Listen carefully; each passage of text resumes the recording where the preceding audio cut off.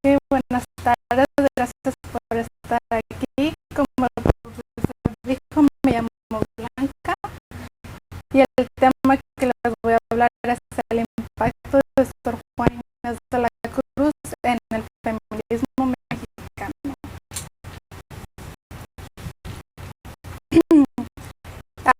Mi concentración de estudio habla básicamente sobre Sor Juana, cómo ella impactó al feminismo mexicano y cómo es que ella ha influenciado las vidas de muchas mujeres mexicanas. Voy a hablar sobre distintos siglos. Voy a incluir hasta el siglo actual con el tema del aborto y cómo es que la mujer ha ingresado en la educación y en la política.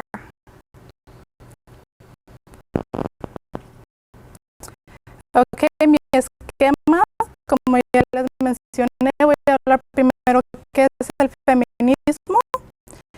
Después voy a hablar sobre Sor Juana, quién fue Sor Juana, Hombres Necios, uno de sus poemas, y la respuesta de Sor Filotea, otra obra de ella. Y después voy a seguir al siglo XVIII con las primeras escuelas elementales para las niñas. Después seguiré con el siglo XIX, donde está la independencia de México y quizá el posible inicio de las mujeres en la política.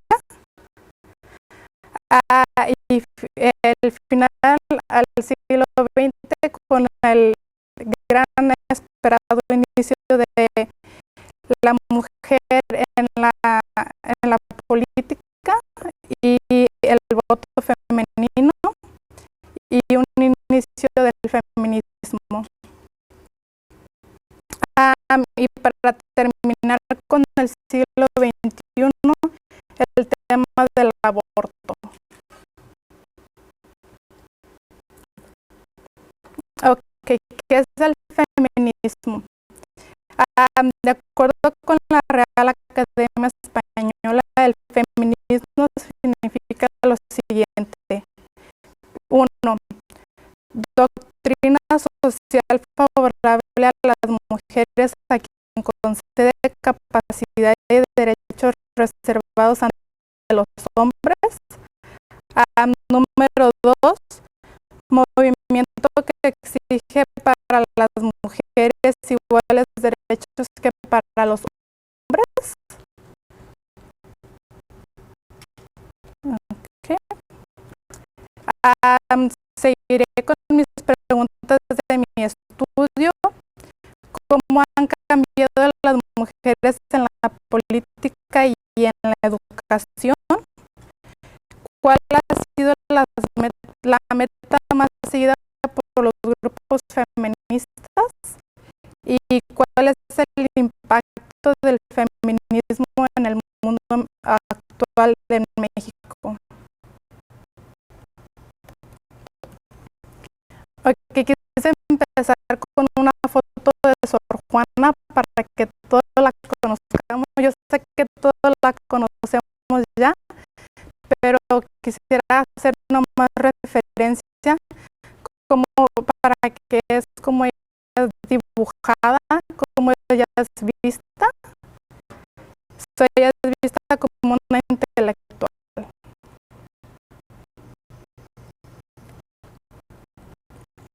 Ok, seguiré con Sor Juana.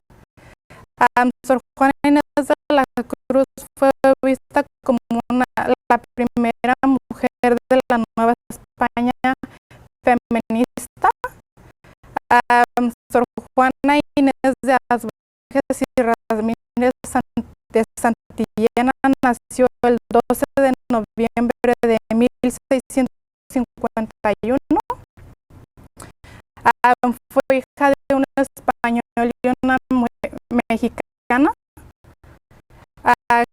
creció en la casa de su abuelo y a los 3 años aprendió a leer y a escribir.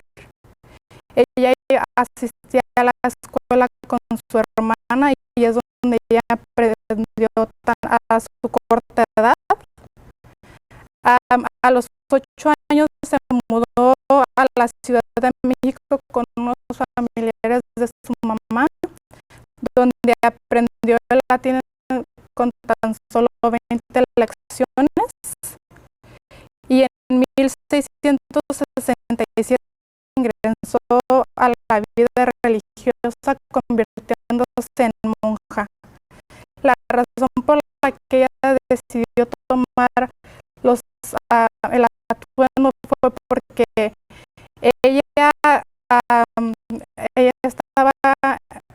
ella tenía la ilusión de poder tener una educación y tener diferente conocimiento de diferentes temas. Es por la única razón que ella ingresó al convento, porque el convento le daba la oportunidad para que ella pudiera aprender y leer libros.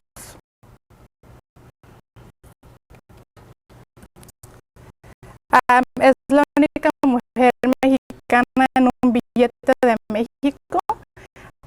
La razón por que Sor Juana fue elegida para estar en este billete es porque la sociedad mexicana la mira como una mujer que abrió las puertas para la educación de muchas mujeres en un siglo donde la mujer era solamente vista menor que el hombre, dedicada al hogar y a la familia. Y ella es vista como una literaria, una mujer avanzada en su época. Es por lo cual que la sociedad mexicana la seleccionó para estar en el billete de México.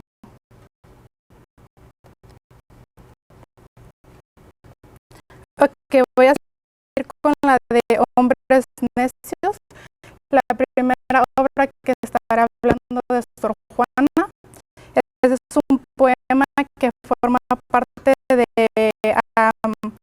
el poema más grande de Redondillas.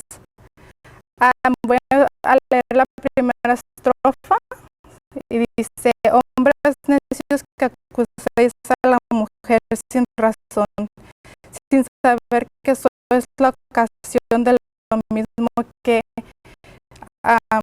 quejáis. Esta estrofa habla sobre cómo la mujer está acusada por el hombre. Si ella es fácil, la juzgan, pero si se hace la difícil, aún así la juzgan a ella. El poema es basado simplemente haciendo un contraste de cómo el hombre y la mujer la miran, cómo el hombre mira a la mujer bajo menor que el hombre, y ella está acusando a los hombres de que son necios.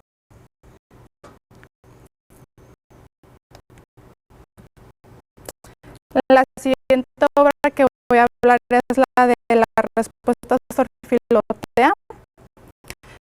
Fue escrita por Sor Juana como una defensa ante la presión por el obispo de Puebla, Manuel Fernández de Santa Cruz.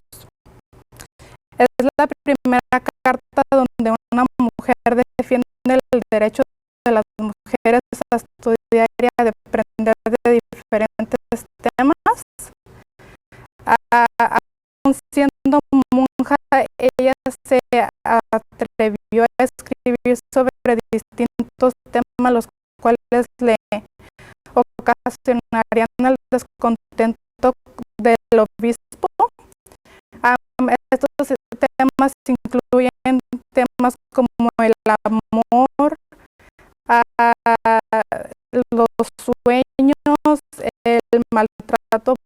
los hombres hacia las mujeres, como miramos como el de hombres necios, y su sencillez y humildad impactaron siglos después a los movimientos feministas. Es por lo cual que yo quise usar a Sor Juana, porque en mi estudio estaba encontrando muchos grupos feministas que usaban la ideología de Sor Juana. Y es por eso que elegí a ella como la primera feminista americana.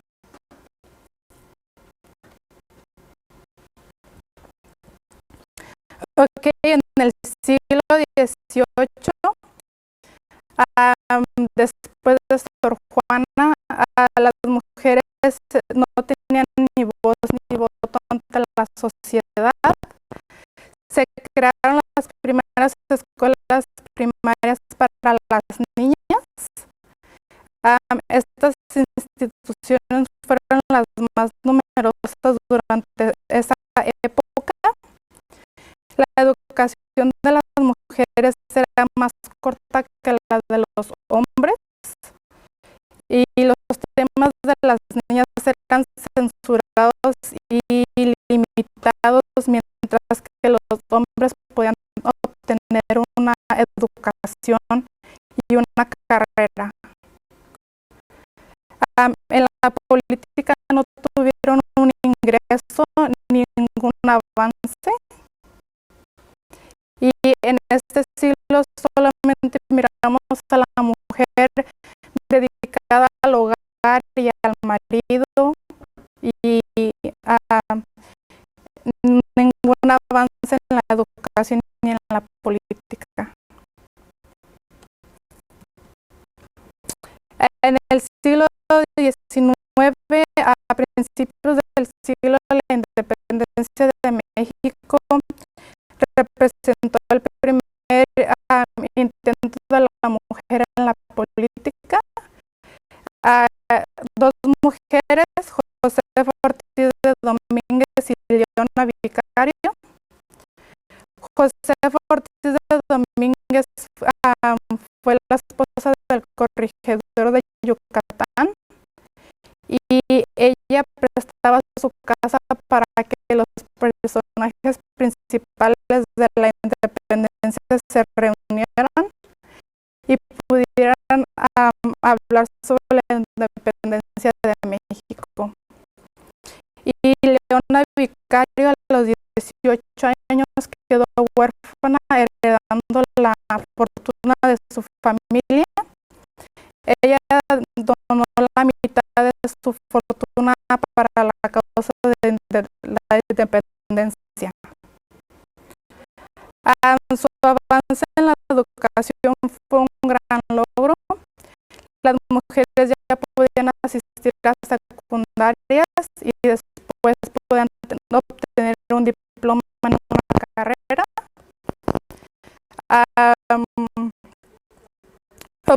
Empezaron a tener diplomas en distintas carreras profesionales.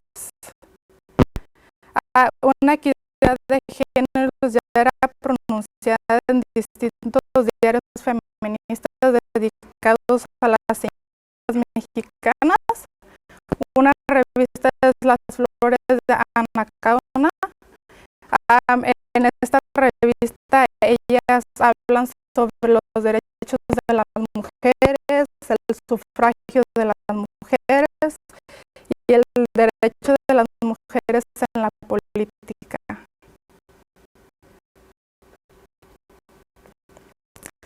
Finalmente, en el siglo XX, la palabra feminismo empieza a tener una connotación. Primero es el primer congreso feminista en Yucatán, el 13 de enero de 1916. Es cuando se reúnen las mujeres en Yucatán para hablar temas, más nunca se incluyó el sufragio para el voto de la mujer. Primeras fundaciones feministas se establecen para el apoyo por los derechos de las mujeres. Sociedad Protectora de las Mujeres fue una de las primeras organizaciones donde la mujer era protegida en su trabajo y en el hogar, donde ellas podían ir y a buscar los mismos derechos que los hombres en el trabajo, si eran maltratadas por los esposos o en la familia, ellas podían acudir a estas asociaciones. Y el voto femenino fue otorgado en 1953 por el presidente Adolfo Ruiz Cortines. Una de las grandes precursoras del voto fue Amalia Castillo León, y la primera mujer en votar fue la esposa del presidente, quien sería María Dolores Izarraregui. Y ya en 1955 será la primera elección donde las mujeres omitieron su voto.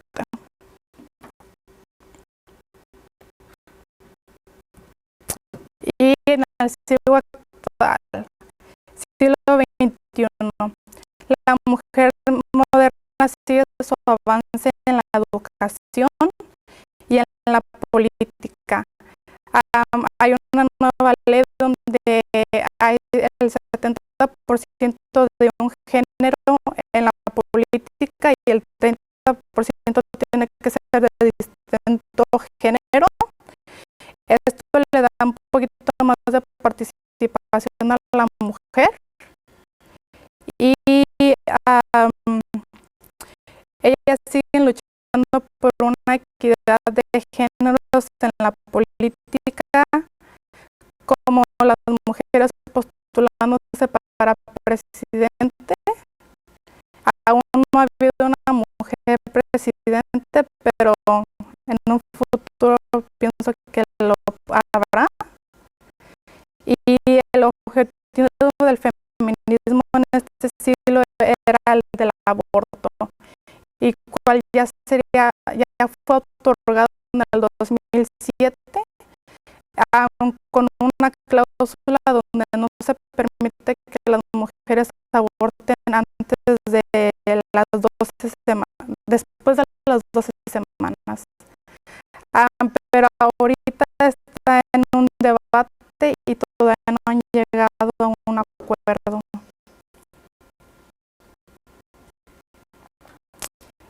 Y quisiera mostrarles un video donde enseña los problemas actuales de la sociedad mexicana, pero de las mujeres indígenas, mujeres en Chiapas, mujeres.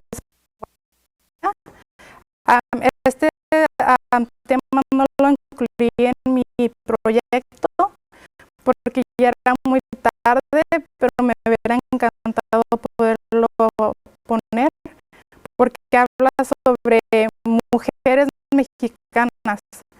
Son ciudadanas del país, pero aún no son respetados sus derechos.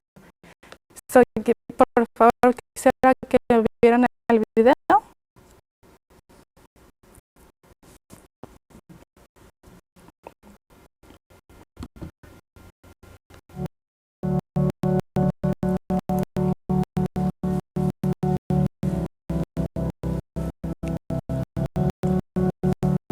En esta tierra, conocida como Santa María Quiegolani, en el estado de Oaxaca, se respira injusticia.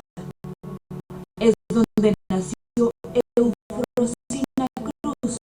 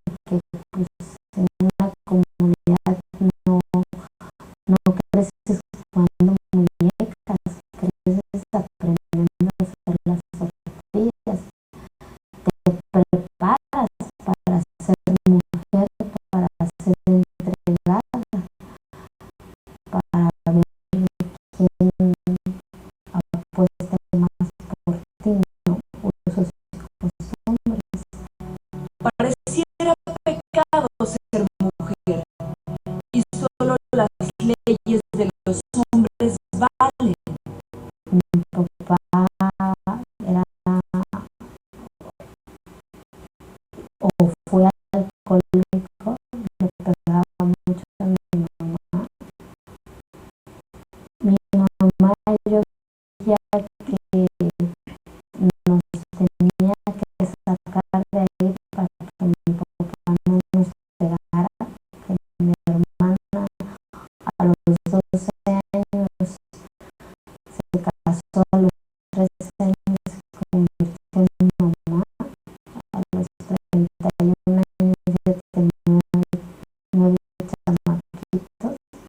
Pero a los 11 años, Eufrosina decidió cambiar su destino.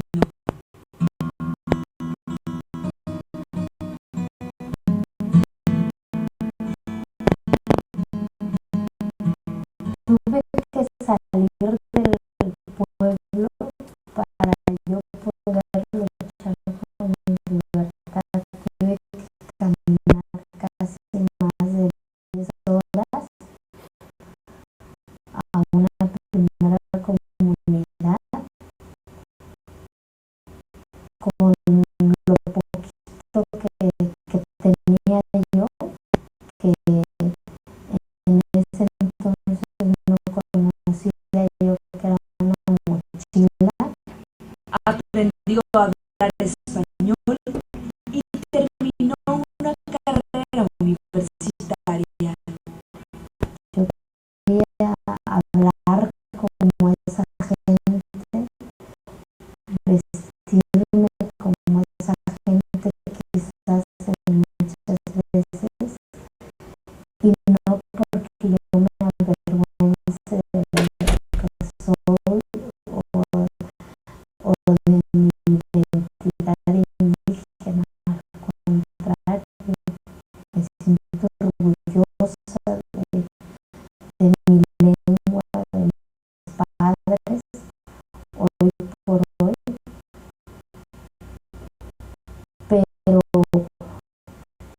pero no, no la violencia ni la violación a los derechos humanos que se vive en las comunidades y que se ostenta en nuestros costumbres, ¿no? Eso jamás. De ahí su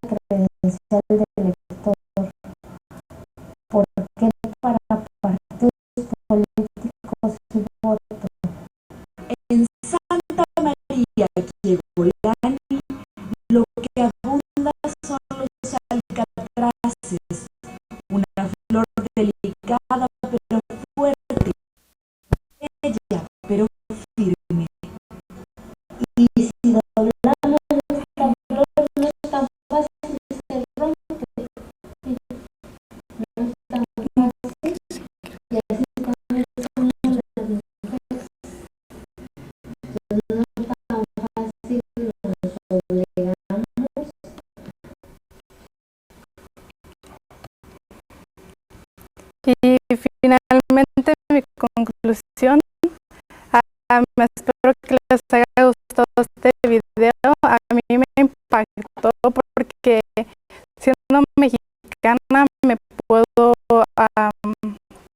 mirar cómo esto afecta nuestro país. Ellas son ciudadanas de México y aún así sus derechos no son respetados. Y espero les haya gustado.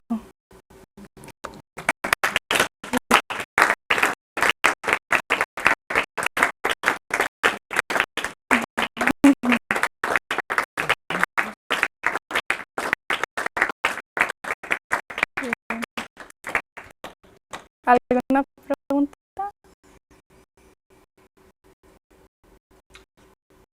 ¿Cómo te sientes ahora?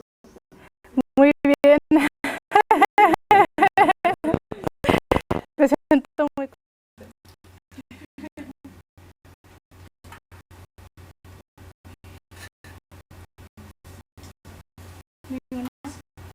Iván. Do you think that indigenous women, not only from this Oaxaca and Chiapas, are neglected but from all over Mexico too? Yes, I think many other states in Mexico also suffer this, and also small towns in Mexico, I think, face the same problem. Did you do any research on if there's any laws to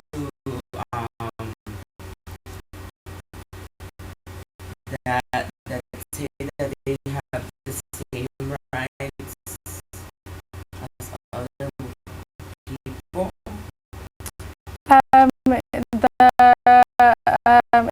The legislature states that they do, and they also have, their citizens from the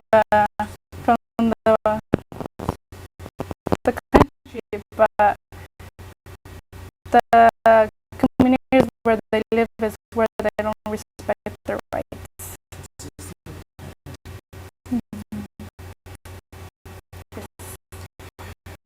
Why did you become interested in this subject?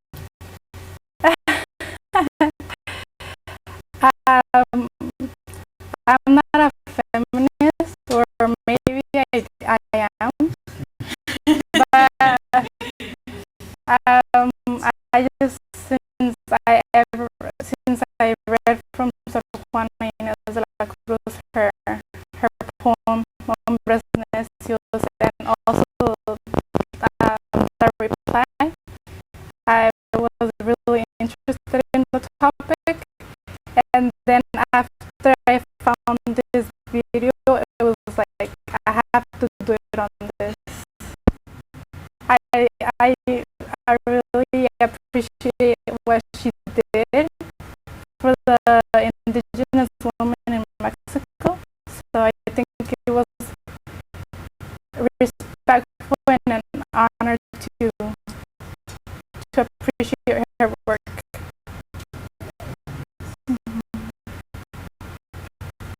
What's really interesting part of this is that the idea of effective suffrage voting brought forth as part of the Mexican Revolution, in 1910, Yes, but it didn't take effect until 1950. it took